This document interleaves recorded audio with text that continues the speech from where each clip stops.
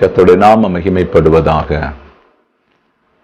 தேவனுடைய சத்தத்தை கேட்கிற எல்லா பிள்ளைகளே, இயேசுதாமே உங்களை ஆசீர்வதிப்பாராக. இந்த நாளிலே நான் உங்களுக்கு சில ஆலோசனைகளுமா நான் இந்த நேரத்தில் நிற்கிறேன்.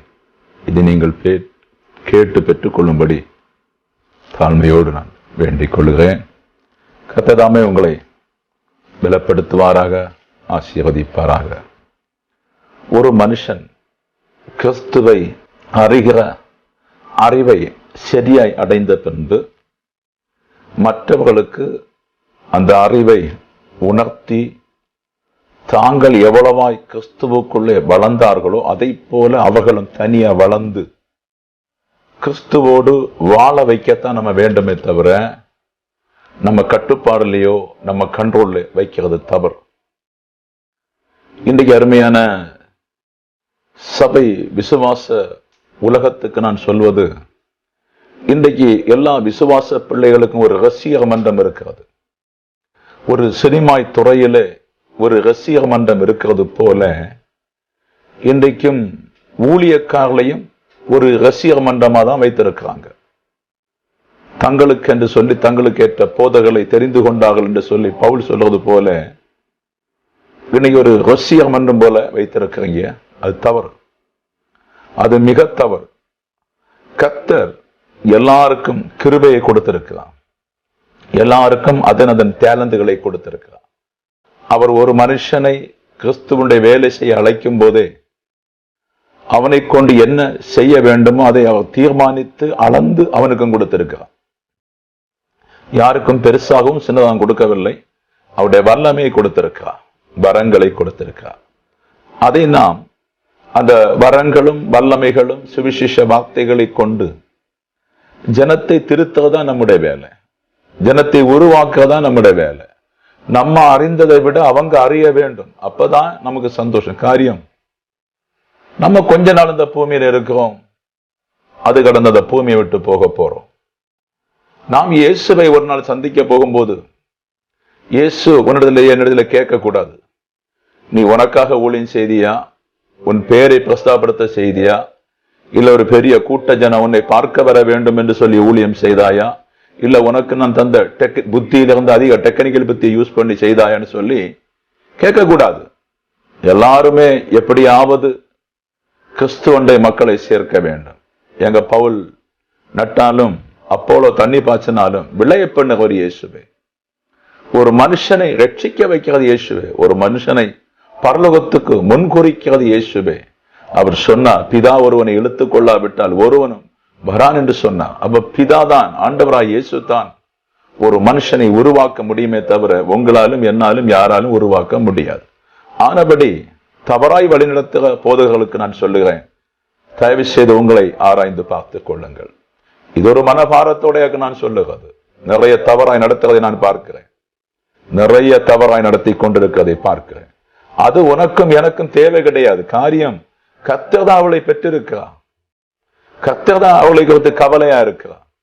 நம்ம விட அவள் தான் கவலை. நமக்கு சில வேளையில ஒரு 5 நிமிஷம் அழுவோம், 10 நிமிஷம் அழுவோம், சில வேளை ஒரு நாள் அழுவோம், இல்லைன்னு சொன்னா அரை மணிக்கு அழுவோம். வேதனை பற்றி நிறைய வேதனையோட அழுவோம். மனுஷன் மரிக்கிறதை பார்த்து அழுவோம். இந்த நாள்ல வியாதியினால மனுஷன் பார்த்து நம்ம அழுகிறோம். சில வேளையில ஜபத்தில் அழுகிறோம். இதெல்லாம் ஒரு நல்ல இருதயங்களுக்கு கர்த்தர் கொடுக்கப்பட்டது. நல்ல இருதயங்கள் அழுதுத்தான் ஆகணும். சதையான இருதயங்கள் அதை நினைத்தாலும் ஆண்டவர் அறியாதனால இப்படி வருகிறது என்று சொல்லித்தான் அழுகிறார்கள். இந்த நாள்ல ஜனங்கள் கொத்து கொத்தாய் ஆகும் போது யாரும் சிரிக்க முடியாது. எல்லாரும் வேதனையோடும் பாரத்தோடும் இருந்தால் ஆண்டவரை நோக்கி பார்த்து ஜெபிக்கிறாங்க. அவர் பதில் கொடுக்காவிட்டால் ஒன்றும் செய்ய முடியாது. பதில் கொடுத்தா அதுக்கு சந்தோஷம். பதில் கொடுக்கிற தேவன் தான். ஆனா ஜனங்களுடைய பாவங்கள் நிறைய இருக்கிறது. அந்நிய நாடுகள்ல நிறைய பாவங்கள் இருக்கிறது. ஒரு சேர்க்கை என்னும் பாவம், சஷ்டி ஆராதனை என்னும் பாவம், இன்னுமாய் தேவனை விட்டு அந்நிய தெய்வங்களை கொண்டு வந்த பாவங்கள், இன்னும் பணத்தினால் வருகின்ற பாவங்கள், பெருமையினால் வருகிற பாவங்கள், நாங்கள் பெரிய ஆள் என்று காண்பி எல்லா பாவங்கள், இதெல்லாம் பாவங்கள் தான். ஏன்னு சொன்ன இயேசுவின் ராஜ்யம் நமக்கு இங்க ஒன்றும் பாலாட்டுவதற்கு ஒன்றும் முடியாது. இயேசு கிறிஸ்துடைய பூமி அவருடைய மெட்டீரியல், பூமியில எல்லாம் அவருடைய சொந்தம், அவருக்கு தான் சொந்தம். பூமி வானம் எல்லாம் நீங்க மனுஷர்கள் எல்லாம் அவருக்கு சொந்தம். மற்றபடி யாரும் யாரும் ஒண்ணு கொண்டு வந்ததில்லை, கொண்டு போகவில்லை. ஆனபடிதான் இந்த வார்த்தையை சொல்லி மற்றவங்களுக்கு நீங்கள் ஜபத்தை உருவாக்கு முன்னே, அவர்களை ஜெபிக்க வைப்பதற்கு முன்னே, நாம் எத்தனை காலமோ ஜெபிக்க வைத்துக் கொண்டிருக்கிறோம், இருக்கட்டும். ஜெபிக்க வைக்குவதற்கு முன்னே அவர்கள் தேவனுடைய கற்பனைகளை கை கொண்டார்களா என்று சொல்லி பாஸ்டர்மார் கேட்க வேண்டும், நானும் கேட்க வேண்டும். கற்பனை நீங்க கை கொண்டிருக்கிறீங்களா? தேவனுடைய கற்பனை கைகொள்ளாதபடி உங்க ஜெபம் கேட்கப்படாது என்று சொல்லி அவர்களுக்கு புத்தி சொல்லி கொடுக்க வேண்டும். அதுதான் ஆண்டவர் நம்மளை அழைத்திருக்கிறார். பாத்தீங்கன்னு சொன்னா இன்றைக்கு நோவாவின் காலத்தில் நடக்கிறது போல இன்றைக்கு நடந்து கொண்டிருக்கு. லூக்கா சுவிசேஷம் 17ஆம் அதிகாரத்தில் 26, 27 ஆண்டவர் சொல்லுகிறார், நோவாவின் நாட்கள் நடந்தது போல மனுஷகுமாரன் வரும் நாட்கள் நடக்கும் என்று சொன்னார். அப்போ வேதம் சொல்லுகிறது, மொத்தம் 24 பார்க்கும்போது அவர் சொல்லுகிறார், இது எல்லாமே வேதனைக்கு ஆரம்பம், இது வேதனைக்கு ஆரம்பம். இந்த நோய்கள், கொள்ளை நோய்கள் வேதனைக்கு ஆரம்பம். இனி வரப்போற பஞ்சம் வேதனைக்கு ஆரம்பம். பூமி குலுங்கிறது வேதனைக்கு ஆரம்பம். நாடுகள் அழிகிறது வேதனைக்கு ஆரம்பம். கிறிஸ்டி பூமி அழிகிறது வேதனைக்கு ஆரம்பம். ஒவ்வொன்றும் வேதனைக்கு ஆரம்பமா இருக்கிறத தவிர முடிவு உடனே வராது. இது எதுக்கு இந்த வேதனைகள் வருகிறதுன்னு சொன்னா, ஜனங்கள் பயந்து ஆண்டவர் பக்கமாய் திரும்புவதற்காக, ஜனங்கள் ஆண்டவரை மீண்டும் தேடுவதற்காக, ஜனங்கள் ரட்சிக்கப்படுவதற்காக, இனி பரலோக ராஜ்யத்தில் நிரப்புவதற்கு அநேக ஜனங்களை ஆண்டவர் ஆயத்தப்படுத்தத்தான், அநேகர் கிறிஸ்துவுக்குள்ள வரத்தான் இந்த வியாதிகளும் இந்த துன்பங்களும் இந்த நெருக்கடியும் வருகிறதை தவிர வேறு ஒன்றுமே இல்லை. நாம் இது வரும்போது மக்களை எச்சரித்து அவனுடைய ஜபத்தை கற்றுக் கொடுத்தா, நான் கேட்கிறேன், சில விசுவாச பிள்ளைகள் சபையிலே சிஓயா இருக்கின்ற பிள்ளைகளுக்கு ஒன்றும் தெரியாது. சபையிலே வசனத்தை கற்றுக்கொள்ள முடியாம இருக்கின்ற பிள்ளைகளுக்கு ஒன்றும் தெரியாது. அவர்கள் சபைக்கும் வருவார்கள், பல பல கூட்டத்துக்கு அலைமோதி போவார்கள். இதை நீங்கள் வைத்துக் கொண்டு உங்களுக்கு பேரும் புகழும் இருக்கிறதுனாலே இவர்களை வஞ்சித்து விடாதீர்கள். காரணம், வஞ்சிக்க ஒரு கூட்டம் இங்கே உண்டு பூமியில. ஒரு ஊழியக்காரன் அவர்களை எப்படியாவது மறுரூபத்துக்குள்ள செய்தியை கொடுத்து திருவிருந்தலை நடத்தி, ஞானஸ்நானம் கொடுத்து திருவிருந்தலை நடத்தி அவர்களை உருவாக்கி பரிசுத்த அபிஷேகத்தை கொடுத்து எப்படியாவது இவர்கள் பரலோக ராஜ்யம் கொண்டு போக வேண்டும் என்று சொல்லி சிலர் பாடுபடுவதுண்டு. 110 ஊழியக்காரர்கள் பாடுபடுவதுண்டு, கலங்குவதுண்டு, சபைக்காக அழுவதுண்டு, ஒவ்வொரு குடும்பத்துக்காக ஜெபிப்பதுண்டு. சில வேளை ஆடுகளுடைய பாலை குடிக்கலாம், ஆனா அவர்களை எப்படியாவது பரலோக ராஜ்யம் கொண்டு போக வேண்டும் என்று சில ஏழை ஊழியக்காரர்கள் அங்கும் இங்கும் 10 ஆளு 5 ஆளை வைத்து ஊழியம் செய்து கொண்டு அவங்களை வாழ விட வேண்டும். நீங்க அவங்களை கொலை செய்ய விடக்கூடாது, அவங்களை வாழ விட வேண்டும். நீங்க புத்தியோடும் ஞானத்தோடு நாம் விவேகமாய் நடந்து கொள்ள வேண்டும். யாரையும் நான் வேதனைப்படுத்துவதற்கல்ல. நீங்கள் ஆராய்ந்து பார்த்தா உங்களுக்கு தெரியும், சிந்தித்து பார்த்தா தெரியும். அப்ப இனி இயேசு கிறிஸ்து வரும் நாட்கள்ல யாரு ஜெபிப்பா? இயேசு கிறிஸ்து வரப்போறா. அப்ப நீங்க என்ன செய்ய போறீங்க? நீங்கள் இயேசு கிறிஸ்து வரும் நாட்கள்ல கர்த்தர் உங்களை எடுத்துக்கொள்ளப்படும் போது கர்த்தர் உங்களிடத்துல கேள்வி கேட்டால், சபையை நீ எப்படி நடத்தின, கூட்டங்களை எப்படி நடத்தின கேள்வி கேட்டா நீங்க என்ன பதில் சொல்லுவீங்க? அப்போ வேத வசனத்தை மனம் திரும்பி உருவாகி ஜபத்திலே ஆண்டவரை அறிகிற அறிவுதான் ஜபம். ஜபம் எதுக்குன்னு சொன்னா, தேவனுடைய பிள்ளைகள் ஜபிக்கும் போது ஜபம் என்பது ஒரு ஏணியை போல, ஏணி ஏறி போற ஏணியை போல அவன் ஜபித்து ஆண்டவரை பெற்றுக்கொள்ளணும், அவரிடத்திலிருந்து மறுபடி கிடைக்கணும். இவன் ஜபிக்கும் போது அவரது வல்லமை புறப்பட்டு வரணும். வல்லமை புறப்பட்டு வருகிறதை ஒரு விசுவாச பிள்ளை உணர்ந்து அவன் புரிந்து கொண்டு, ஓ இந்த நாளில் நான் ஜெபிக்கும் போது இயேசு வந்தார் என்று சொல்லி சகலதையும் ஒரு விசுவாச பிள்ளை அறிந்து கொள்ள வேண்டும். அதுக்குத்தான் ஜெபத்தை நாம் கற்றுக் கொடுக்கிறோம். அதுக்குத்தான் ஜெபமே தவிர ஒரு டைம் பாஸ் கிடையாது. நான் கடந்த நாட்கள்ல ஒரு தம்பி என்னுடைய சபைக்கு வருகிறான். அவனோ சாபம் பிடித்த வீடு, அப்பா குடிகாரன், அவர்கிட்ட பிசாசு, தாய் கிட்ட பிசாசு, இந்த தம்பி கிட்ட பிசாசு, தன்னுடைய மனைவி தீ கொடுத்து செத்து போனான். எங்க சபையில வருகிறான். வந்த அன்றே சபைக்குள்ள வருவதற்கு முன்னே அவன் ஆடி பொடித்து பிசாசின் கிரியை வெளிப்படுகிறது. அவனை பிசாசிலிருந்து விடுதலை ஆக்குவதற்கு நாங்கள் பார்க்கிறோம். ஒரு நாள் பார்க்கும்போது ஏன்ப்பா நேற்றைக்கு வரவில்லை என்று கேட்டா சொல்லுகிறான், நான் இன்ன இடத்துக்கு போனேன், அங்கே போய் ஒரு கடிதத்தை எழுதி நான் கொடுக்க போறேன். என் பிள்ளை வா பேசாது, என் பிள்ளை காது கேட்காது, ஆனபடி கடிதத்தை எழுதி நான் கொடுக்க போனேன். அப்ப இதான் உன்னுடைய வேலை, கடிதத்தை எழுதி கொடுத்தா தீர்ந்து போச்சா என்று சொல்லி கேட்டு விட்டு நான் விட்டு விட்டேன். நான் கேட்கிறேன், இவனுக்கு ரட்சிப்பே தெரியாது, இவனுக்கு வசனத்துல ஏபிசிடி தெரியாது, இவன் இயேசு யாருன்றே தெரியாது. இவன் மந்திரத்துக்கும் போவான், எல்லா இடமும் போவான், இவனுக்கு ஆவியும் கிடையாது. அப்ப அப்படி உள்ள மனுஷன் ஒரு கடிதத்தை எழுதி உங்க மேசையில கொண்டு வைத்து நீங்கள் ஜெபித்தால் அந்த பிள்ளை விடுதலை ஆகுமா பிரதர்? அந்த பிள்ளை சுகமாகுவான பிரதர்? அல்லன்னு சொன்ன இவன் ரட்சிக்கப்படுவான பிரதர்? உன் கூட்டத்துல வாரங்களை விரட்டி விடு, வேண்டாம் என்று சொல்லு. நீ சொல்லு, நீ நல்ல சபையில போய் இருந்து பெற்றுக்கொள், நல்ல ஆவிக்குரிய சபையில இருந்து பெற்றுக்கொண்டு திருவசனத்தை நல்ல கடைபிடித்து நீ வாழப்பாரு. நீ பரலோகம் போக முடியாது, நீ தப்ப முடியாது சொல்லிவிட்டா அவனுக்கு கொஞ்சம் உணர்ந்து கொள்ளும். ஆனபடிதான் நோவாவின் காலத்துல நடந்த சம்பவத்தை போல மனுஷகுமாரன் வரும்போது எப்படி நடக்கும் என்று சொல்லி ஆராய்ந்து பாருங்க. ஒரு சின்ன ஒரு பிரச்சனை தான் வந்திருக்காது. அப்ப மனுஷகுமாரன் வரும் நாட்கள்ல எப்படி இருக்கும் என்று சொல்லி நீங்கள் அறிந்து கொள்ளுங்க. கிருபையின் கீழ் இருக்கிறோம் என்று சொல்லுறீங்களே, கிருபையின் கீழ் கிடையாது, காலம் முடிவுக்கு வருகிறது. கிருபையின் கீழ் சொன்னா இத்தனை ஜனங்கள் சாக மாட்டார்கள். அப்ப கிருபை நாள் முடிய போகிறது என்று அர்த்தம். ஆனபடி நீங்க பாடி வசீகரித்தாலும் சரி, வசனம் கொடுத்து வசீகரித்தாலும் சரி, ஏது விதத்துல வசீகரித்தாலும் சரி, உங்களை வசீகரிப்பை நான் அறிகிறேன். எல்லாரும் அறிய முடியாது காரியம், எல்லாருக்கும் அதை புரிந்து கொள்வதற்குள்ள தன்மை கிடையாது. மகத்துவமான தேவனுடைய வல்லமே, தயவு செய்து கவனமாய் கொடுங்கள், பிள்ளைகளை தப்புவீங்கள். நீங்க எத்தனை பெரிய ஊழியக்காரங்க ஒரு 50 பேரை பார்க்க முடியும், அந்த 50 பேரை சுவிசேஷத்தை அவங்களை உருவாக்குங்க, மற்றவங்க அந்தந்த சபைக்கு போக சொல்லுங்க. கர்த்தர் நாள்ல உங்களை பார்த்து என்ன பார்த்து ஏங்கி வேதனைப்பட்டு கொண்டிருக்கிறார். சபையான சரீரமாகிய சபை லூக்கா 24:51 பார்க்கும்போது சபை எடுத்துக்கொள்ளப்படும், இயேசு கிறிஸ்து எடுத்துக்கொள்ளப்பட்ட சரீரமாகிய சபை எங்கிருந்து வந்ததோ அங்கே எடுத்துக்கொள்ளப்படுகிறார். சீசர்களும் நிறைய பேர் பார்க்கும்போது அவள் மேகத்தில் மாய்ந்து போனார் என்று காணப்பட முடிகிறது. அப்ப சபை இந்த பூமியில் இருப்பதற்கல்ல, சபையை பரிசுத்தப்படுத்தி உருவாக்கி தேவராஜ்யத்துக்கு கொண்டு போவதற்குத்தான் நம்முடைய சபையான சரீரம். அப்ப இந்த சபை இங்க எப்படி உருவாகணும்?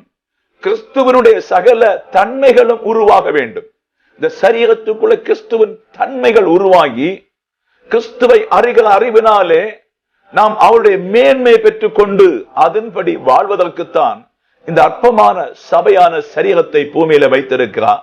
அது கிறிஸ்துவுக்கு ஒப்பா இந்த சரீரம் மாறாவிட்டால் இந்த சபை எடுத்துக்கொள்ளப்பட முடியாது. ஆனபடிதான் முதல் சபையாகிய சரீரம் இயேசு கிறிஸ்துடைய சரீரம் எடுத்துக்கொள்ளப்பட்ட பின்பு ஆதாமுக்குள்ள எல்லாரும் மரித்தார்கள் என்றும் கிறிஸ்துவுக்குள்ள உயிரடைந்தார்கள் என்றும் உயிர்ப்பிக்கப்பட்டார்கள், அதே போல நாம் உயிரடைவோம், எடுத்துக்கொள்ளப்படும். அதுக்குத்தான் இந்த ஜபங்கள் காரியங்கள் எல்லாமே அதுக்குத்தானுங்க, அல்ல வேற ஒன்றுக்குமே கிடையாது. ஆனபடி ஜபிக்கிற மனுஷன் ஒரு ஆவி இல்லாம ஜபித்தா ஒன்னும் பலன் கிடையாது.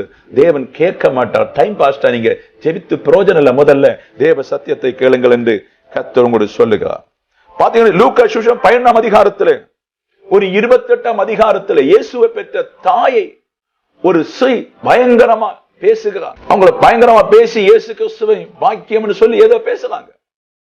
நல்ல மகிமை கொடுத்த உடனே இயேசு அவங்க மகிமையை கண்டு உடனே அவங்களை உயர்த்தல. இதை பாத்தீங்கன்னு சொன்னா யாரோ ஒருவர் நம்மை மகிமைப்படுத்துறாங்க, நமக்கு சான்ஸ் கிடைத்துன்னு சொல்லி அதுக்கு நேரா தான் கடந்து போய் கொண்டிருக்கோம். இங்க இயேசு உயர்த்துவதற்கு இடம் கொடுக்கவில்லை. உடனே அவங்க அதனுடைய மறுபடி இயேசு கொடுத்தார். தேவனுடைய வார்த்தையின்படி வாழ வேண்டும் என்று சொன்னார். தேவனுடைய வார்த்தையின்படி கீழ்ப்படுகிறதே எனக்கு பிரியம் என்று சொல்லி அந்த ஸ்ரீயுடைய ஒரு வாயை அடைக்கிறதை பார்க்க முடியும். நல்லா புரிஞ்சு கொடுங்க. ஒரு இடத்துல பாத்தீங்க சொன்னா இன்னமாக ஒரு இடத்துல மத்தேயு புத்தகம் 12 அதிகாரத்துல 46 இருந்து 50 வரை பார்க்கும்போது இயேசுவும் இயேசுடைய தாயாரும் அவருடைய காரியத்துக்கு அழைக்கும்படி வருகிறாங்க. வந்த உடனே இயேசுவுக்கு ஆள் அனுப்பி சொல்றாங்க. அவர் வந்து மீட்டிங் கொடுத்து கொண்டிருக்கிறார், உருவாக்கி கொண்டிருக்கிறார், தேவ ராஜ்யத்தை பற்றி பேசிக் கொண்டிருக்கிறார், அதை பற்றி உணர்த்தி கொண்டிருக்கிறார். அந்த வேளையில தான் இந்த அவருடைய தாயும் சகோதரரும் மாறாங்க. உடனே அவங்க வந்து இயேசுவை பார்க்க வேண்டும் என்று சொன்ன உடனே யாரோ போய் இயேசு கிட்ட சொல்றாங்க. இயேசு உடனே தாயும் சகோதரரை உயர்த்தினாரா, அவங்களை மகத்துவப்படுத்தினாரா? இல்ல. அந்த இடத்துல இருந்து யார் என் தாய், யார் என் சகோதரன், பிதாவின் வார்த்தையை கேட்டு அதன்படி செய்கிறவனே எனக்கு தாயும் சகோதரனுமா இருக்கிறாங்கன்னு சொல்லி இயேசு சொன்னார். நீங்க அதோட மிஞ்சிட்டீங்களோ? நீங்க அதோட பெரியவங்களோ? நான் அதோட பெரியவனோ? அவருடைய வார்த்தைக்கு செவி கொடுப்போம். அவர் என்ன நோக்கத்துல சொன்னார், எதுக்காக சொன்னார் என்று நாம் சிந்தித்து பார்ப்போம். முதல்ல பிதாவின் கற்பனை அப்படின்னு சொன்னா இயேசுவின் கற்பனையை கைகொள்ளணுங்க. அதுக்கு பின்புதான் அவங்க ஜெபம் கேட்கப்படும். இயேசுவின் கற்பனையை கைகொள்ளும் அவருக்கு அன்பா இருக்கிறோம், அவருக்கு சீஷனா இருக்கிறோம். அப்படி எல்லாரும் சீஷனா இருக்க வேண்டும். உலகம் முழுவதும் இயேசுவின் சீஷனா இருக்க வேண்டும். உலகம் முழுவதும் இயேசுவின் சீஷனா இருந்தா மாத்திரம்தான் நம்ம ஜெபம் கேட்கப்படும். சிநேகிதனுடைய வார்த்தையை சிநேகிதன் கேட்கிறது போல அவருடைய ஜெபம் அப்படித்தான் கேட்கப்படும். ஆனபடி நாம் அவளை இயேசுவின் பிள்ளையை மாற்ற பார்ப்போம். இயேசு வரும்போது இவர்கள் தப்பித்து போக வேண்டும். இயேசு வரும்போது இவர்கள் தப்பித்து போக வேண்டும். இயேசு வரும்போது இவர்கள் மறு ஜென்மம் எடுத்து நிற்க வேண்டும், மறுபிறப்பு அடைந்து நிற்க வேண்டும். இயேசு எடுத்துக்கொள்ள வரும்போது பூரண சபையாக கிறிஸ்துவோடு சஞ்சரித்து பரலோகத்து போக வேண்டும். அதுக்குத்தான் இயேசு வந்தா. அதை சரியாய் சொல்லிக் கொடுப்போம். இன்னைக்கு ஜெபிக்கிறவன் எப்படி இருக்கிறான்? குடிகாரனா இருக்கிறான், பாவம் செய்கிறவனா இருக்கிறான், அக்கிரமம் செய்கிறவனா இருக்கிறான், இயேசுவின் வசனம் அறியாதவனா இருக்கிறான், படிப்பை இயேசுடைய பைபிளை படிக்காதவனா இருக்கிறான், பல பல காரியங்களை செய்து தவறு செய்கிறவனா இருக்கிறான், கைலஞ்சம் வேங்குறவனா இருக்கிறான், அடிக்கிறவனா இருக்கிறான், ஏமாற்றுகிறவனா இருக்கிறான், கொலை செய்கிறவனா இருக்கிறான், வன்காரியங்களை செய்கிறவனா இருக்கிறான், கெட்ட வார்த்தை பேசுகிறவனா இருக்கிறான், 10 நிமிஷம் கூட வேதத்தை படிக்காம இருக்கிறவன் அவன் தான் ஜெபிக்க வந்திருக்கிறான். ஜெபிங்கன்னு சொன்ன உடனே அவனு ஏதோ சம்பள கால போட்டு இருக்கு, அவ்வளவுதான். இதுக்கு அவனுக்கு என்ன சம்பந்தம் இருக்கிறது? இதனால் அவன் எப்படி பரலத்துக்கு போக முடியும்? இதுக்கு அவனுக்கு என்ன சம்பந்தங்க? பரலத்துக்கு போக முடியாது. ஆனபடி தயவு செய்து திருச்சபையை கேளு, என் வார்த்தையை. அநேக நீதிமன்றங்களை பேசுறதை கேளு, இதனால ஒன்னும் போக முடியாது. ஆனபடி நான் சொல்வது, முதல்ல தேவ சித்தத்தை செய்யுங்க. தேவ சித்தத்தை ஆராய்ந்து பாருங்க. இன்றைக்கு உனக்காக இயேசு கண்ணீர் வடிக்கலாம். நாங்கள் சில வேளையில கொஞ்ச நேரம் கண்ணீர் வடிப்போம். எங்களுடைய எல்லாருடைய கண்ணீரும் அங்கும் இங்கும் உண்டு. மஸ்கல்ல பல ரூமுகளில் வாழ்ந்து அங்க எல்லாம் கண்ணீர் உண்டு. இந்த என் வீட்டுல கண்ணீர் உண்டு. அநேக இடங்கள் எங்களை கண்ணீர் உண்டு. நாங்கள் வெளியில அளாவிட்டாலும் உள்ளம் ஒவ்வொரு நாளும் உடைக்கப்பட்டு கொண்டிருக்கிறது, உள்ள நொறுங்கி கொண்டிருக்கிறது. நாங்கள் 3 வேளை 4 வேளை 5 வேளை ஜெபம் பண்ணி பார்த்தாலும் பூரணப்பட முடியவில்லை. பைபிளை படித்து எத்தனை படித்தாலும் பூரணப்பட முடியவில்லை.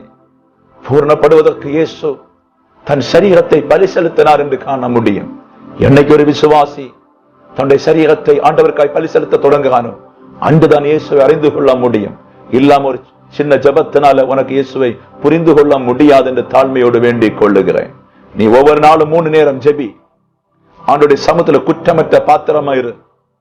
ஆண்டவர் பார்க்கும்போது பிரியமான பிள்ளை என்று சொல்லத்தக்கதாக நீ இரு. அப்போது கர்த்தர் உன் ஜெபத்தை கேட்பா. நீ நன்மை செய்ய பாடுபடு, நீ நன்மை செய்ய தேடு. இது எல்லாம் கர்த்தர் விரும்புகிறார். அதை நீ செய்ய வேண்டும் என்று பரிசுத்த ஆவியானவர் சொல்லுகிறார்.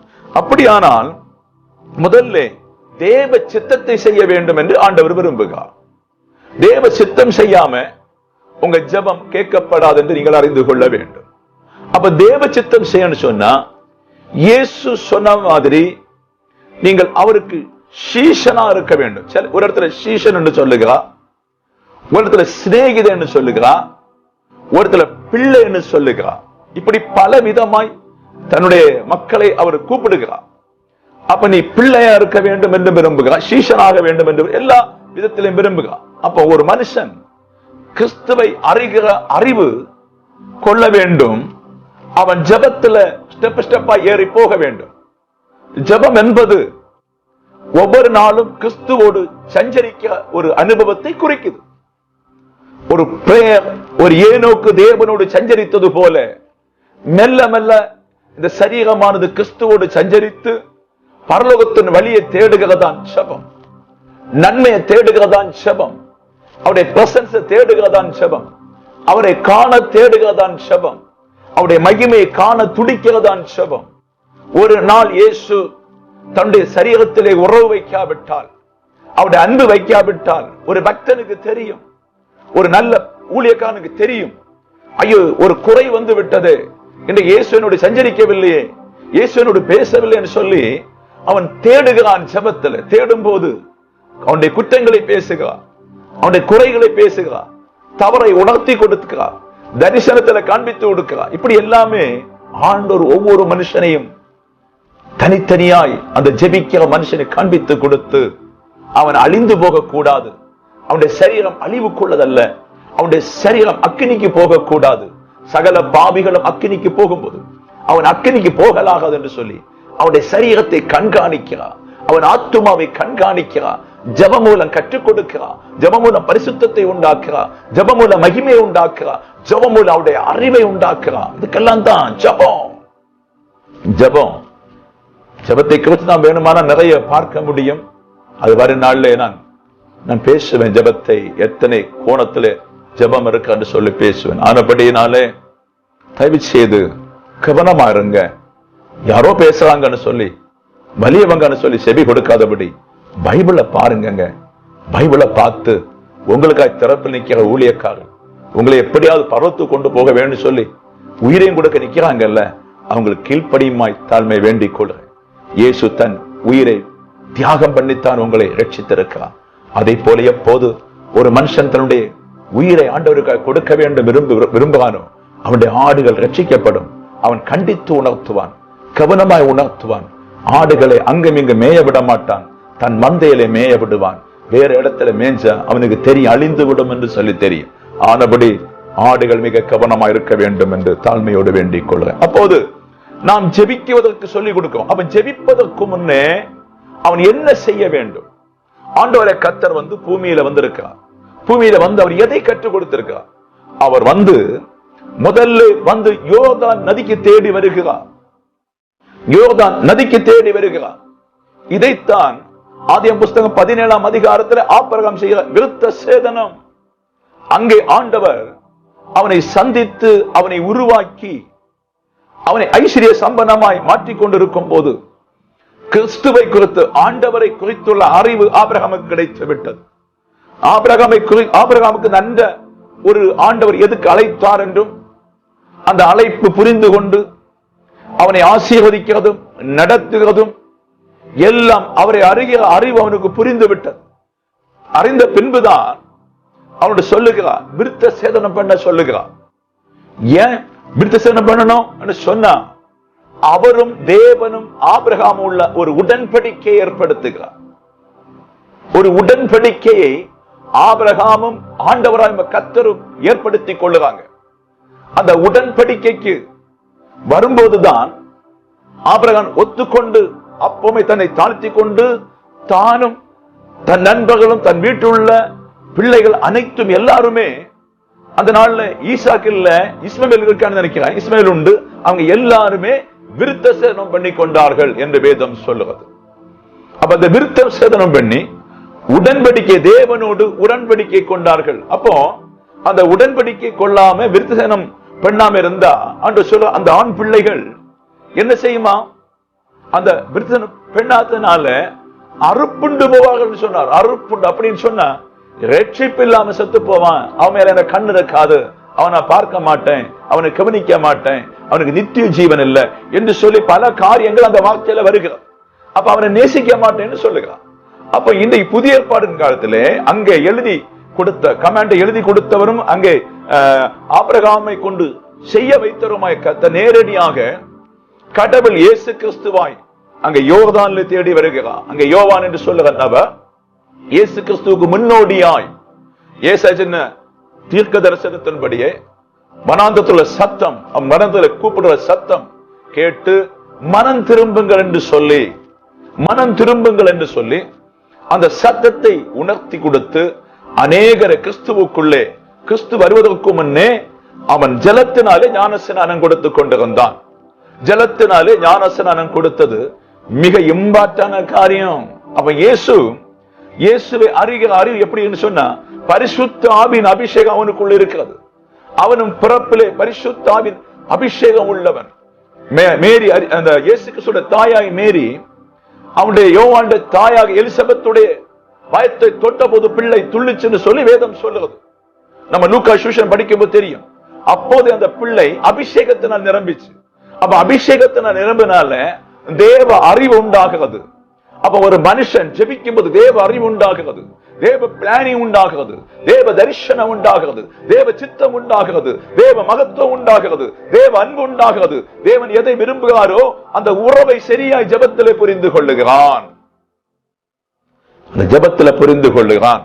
அதை போலத்தான் இங்கே யோவான் நன்றாய் அதை புரிந்து கொண்டதுனால அந்த இயேசு கிறிஸ்துவுடைய வழிகள் இன்னதென்று சொல்லி முன்னோடி அறிந்து விட்டுத்தான் ஞானஸ்நானம் கொடுக்கிறான். அங்கே ஞானஸ்நானம் எடுக்கும்படியாக அநேக எருசலேம் ஜனங்கள் வாராங்க.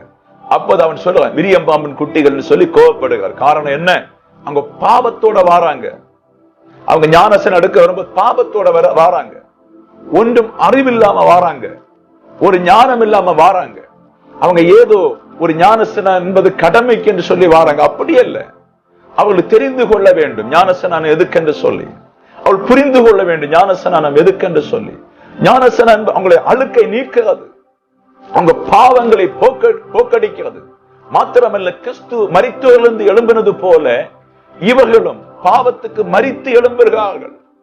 இயேசு எப்படி உயிர் தெழுந்தாரோ, மண்ணுக்கு அப்படி கல்லறைக்குள்ளே 3 நாள் இருந்தாரோ, அதே போலத்தான் ஞானஸ்நானம் தண்ணீருக்குள்ள மூழ்கும் போது ஒரு மனுஷனுடைய பாவம் துளைந்து போகிறது, பாவம் எண்ணாமல் போகிறது. அந்த பாவம் துளைந்து போக வேண்டும். அதுக்குத்தான் ஞானஸ்நானம். அவன் மூழ்கும் போது, பாவியாய் மூழ்கி அவன் எழுக்கும் போது, மரித்தோரிலிருந்து எழும்பின செயலில் உள்ள விசுவாசத்தின்படியாக அவன் சரிய ஒரு புது மனுஷனா நிற்கிறான். ஒரு புது மனுஷனா நிற்கிறான். பின்பு அவனிடத்துல பாவம் உண்டான்னு கேட்டா பாவம் உண்டு. ஆனா பரிசுத்தாவின் அபிஷேகத்தினால முற்றிலும் அவன் கழுவப்படுகிறான். பரிசுத்தாவின் அபிஷேகத்தினால மாத்திரம்தான் அவன் பூரணமாக கழுவப்படுகிறான். பரிசுத்தாவின் அபிஷேகம் ஒரு பாவிக்குள்ள வருவது கிடையாது. ஆனபடிதான் முதல் படியாக இயேசுவும் ஞானஸ்நானம் கேட்கும்படி போறார். மத்தேயு 3ஆம் அதிகாரம் 11 முதல் 17 வரை பார்க்கும்போது இயேசு ஞானஸ்நானம் கேட்கும்படி போறார். அங்க யோர்தானை தேடி போறார். யோர்தான்ல ஞானஸ்நானம் கொடுக்கிறது இயேசுக்கு தெரியும். தேடி போகும்போது அவரை பார்த்த உடனே யோவானுக்கு புரிகிறது. யோவான் புரிந்து விட்டு கேட்கிறான். அவரை பற்றி சொல்லிக் கொண்டிருக்கான். அவருக்கு செருப்பு வாறு கூட இருக்க என்னால முடியாது. அப்ப இயேசுவை கண்ட உடனே, நான் உண்மையில எல்லாம் ஞானஸ்நானம் எடுக்க விரும்புகிறேன், நீர் என்னிடத்தில் வரலாமா என்று சொல்லி கேட்கிறார். கேட்ட உடனே இயேசு சொல்லுகிறார், தன்னை ஒரு தாழ்மையோடு கேட்கிறார், இப்போது எனக்கு இடங்கொடுன்னு கேட்கிறார். இப்போது நீ இடங்கொடு. எல்லாருக்கும் இந்த ஞானஸ்நானம் எல்லா உலகத்துக்கும் தேவை, சகல பேருக்கும் தேவை. ஆனபடி முதல்ல நானே இது கீழ்ப்படுகிறேன்னு சொல்லித்தான் இயேசு இந்த ஞானஸ்நானத்தை கீழ்ப்படுகிறார். பிரியமான பிள்ளைகளே, அப்ப அவர் ஞானஸ்நானத்தை கீழ்ப்படிந்து அவர் ஒப்பு கொடுக்கிறது போல நீங்களும் முதல்ல ஜெபிக்கிற பிள்ளைகள் ஞானஸ்நானத்தை ஒப்பு கொடுங்க. ஞானஸ்நானத்தை எடுங்க. தளிப்பு ஞானஸ்நானம் என்று சொல்லி நிக்காதீங்க. அது ஒன்றுக்கு உதவாது. ஞானஸ்நானம் என்பது உன்னை ஒரு அடக்கம் பண்ணுகிறது, பாவத்தை அடக்கம் பண்ணுகிறது. அப்ப ஞானஸ்நானம் நிச்சயமாய் உனக்கு வேண்டும். அந்த ஞானஸ்நானம் இல்லாம நீ இயேசுவை தரிசிக்க முடியாது. ஞானஸ்நானம் எல்லாம் ஒரு பாவம் மீட்படையாது. அப்ப ஞானஸ்நானத்தினால நீ உடன்படிக்கை பண்ணி கொள்ள வேண்டும். எப்படி ஒரு ஆபிரகாம் விருத்த சேதனம் மூலம் ஒரு உடன்படிக்கை ஆண்டவரிடத்தில் கொண்டானோ, அதை போல நீயும் ஒரு உடன்படிக்கை நீ கொள்ள வேண்டும். அதுதான் ஞானஸ்நானம். அப்ப முதல்ல நீங்கள் ஜெபிப்பதற்கு முன்பே, டிவிக்கு முன்பே இருப்பதற்கு முன்பே முதல்ல நீ ஞானஸ்நானம் எடுத்தாயான்னு சொல்லிப்பார். தேவனாய் கர்த்தரே ஆண்டவர் இயேசு ஞானஸ்நானம் எடுத்திருக்கிறார், நீ முதல்ல ஞானஸ்நானம் எடுக்க வேண்டும் என்று நான் தாழ்மையோடு வேண்டிக் கொள். அப்போது நீ தேவனுடைய பிள்ளையாய் இருக்க முடியும் என்று பரிசுத்த ஆவியானவர் சொல். ஆனபடி ஞானஸ்நானம் முக்கியமானது. ஞானஸ்நானத்தை தள்ளி போடக்கூடாது. ஞானஸ்நானம் சகல பேருக்கும் தேவை. முதல்ல தேவ பிள்ளையே நீ முதல்ல ஞானஸ்நானம் எடு. கர்த்தரை அறிகிற அறிவு நீ பெற்றுக்கொள் என்று பரிசுத்த ஆவியானவர் உனக்கு சொல்லுகிறார்.